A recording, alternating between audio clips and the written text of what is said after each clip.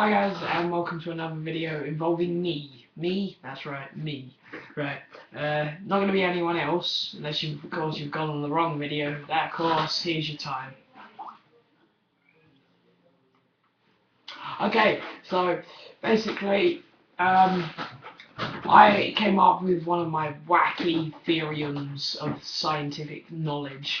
Now, in our universe has so many, right, our universe is nothing. Our solar system is nothing. If you think of, right, way beyond, right, let's just start again, right, let's think here. When you look up in the sky and you see stars, you imagine them to be like, well, triangles all glistening, and that's wrong.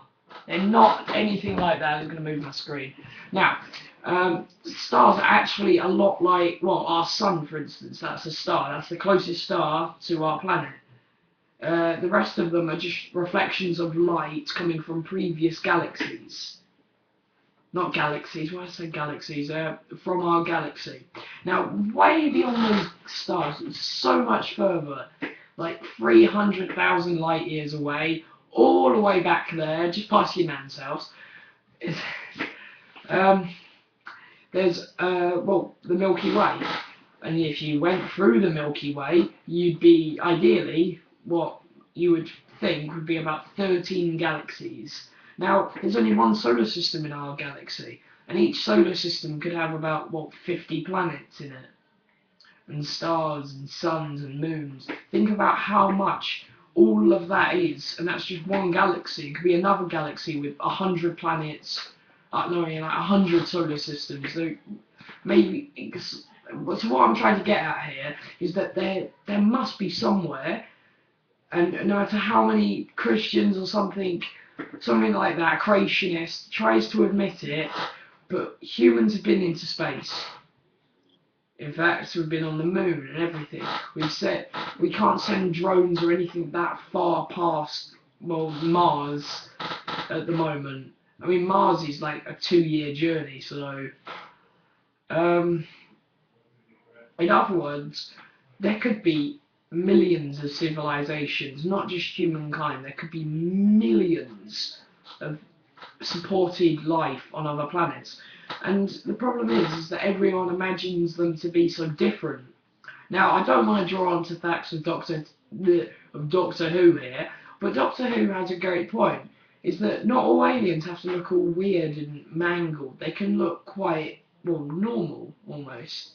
So my main point I'm trying to get at here is that everyone imagines that there isn't any alien life out there, but there's 13 galaxies at least around us, and the universe, coincidentally, could be infinite. So with an infinite galaxy, we can't be the only planet that supports life. If we are, I'm very shocked and surprised, because just think about it.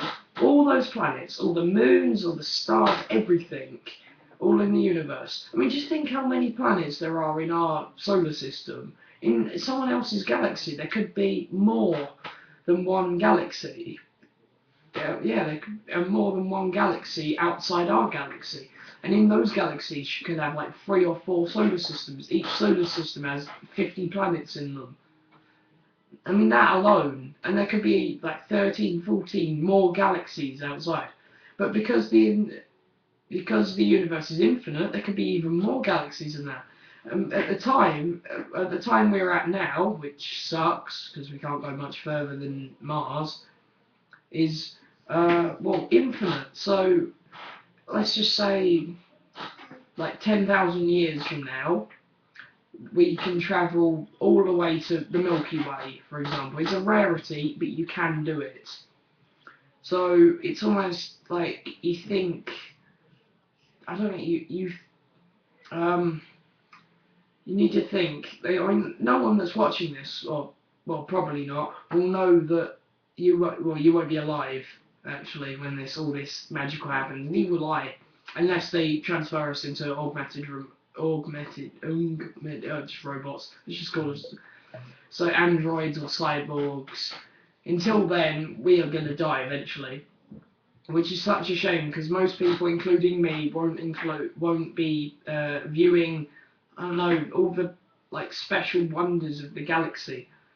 So whatever your belief is in life, whether you're a Christian, whether you're a creationist, whether you're into the science belief, like quite a lot of England's population is, you need to think, you need to consider the fact that there's got to be life on another planet. And saying there's a God, I'm glad you have that belief. But like I've said in a previous video, I can't have that belief in something like that.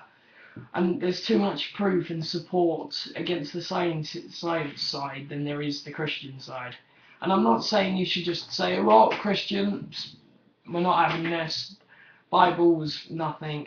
But in my opinion, and this is my opinion, you don't have to swear by it, the Bible is just a collection of stories. Now, you need to think on the part that name a couple of stories that are like fully true. When you need to think about that these were stories of a person, well, people, quite a few people, actually. So you need to consider the fact that they could have just lied. And I'm not saying you should quit. I honestly carry on. If you're happy with it, fine. But if you are a bit unsure about your religion, consider the science side. And there's infinite universes out there, and you need to think that God didn't list any of those. He didn't even. He thought at one point they thought the Earth was flat, and if you went too far, you'd fall off the edge. So I'm not saying it's a stupid idea. It's just stupid now. So thanks for watching, guys, and see you later.